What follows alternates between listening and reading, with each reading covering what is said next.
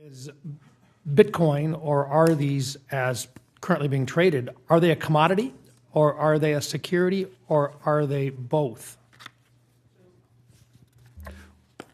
What's so challenging about Bitcoin is it has characteristics of multiple different things. One of the phrases that's often used is that Bitcoin is a medium of exchange, a store of value, or a means of account. Well, those three things have different connotations to them. If it's a medium of exchange, then it's like a currency-like instrument. And yet, as we've seen, a number of means of exchanges have been closed to Bitcoin. There was recently a Bitcoin conference that stopped accepting Bitcoin for registrants because they couldn't process the payments.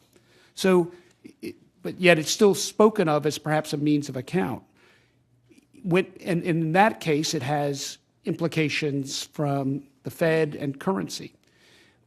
From our point of view, when it's used as a store of value, then it's very much like an asset, like a commodity. And in fact, what we hear a lot of is people buying and holding. If you go onto the Twitter universe, you'll see a phrase HODL, which means hold on for dear life. And the thinking is that they buy it and hold it. In fact, I mentioned in my opening remarks my 30-year-old niece who bought Bitcoin years ago, and she's an HODL. She says, I'm going to own it. I don't know what's going to come of it, but I want to hang on to it. And she's not a fraudster or a manipulator. She's just a kid and believes in it. And I was fascinated talking to her.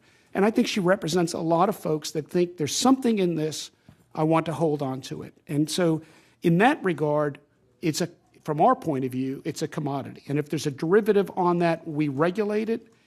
The problem is, in the cash market, we don't have regulatory authority, means we can't set the standards. But what we will do, and we are doing, is looking for fraud and manipulation.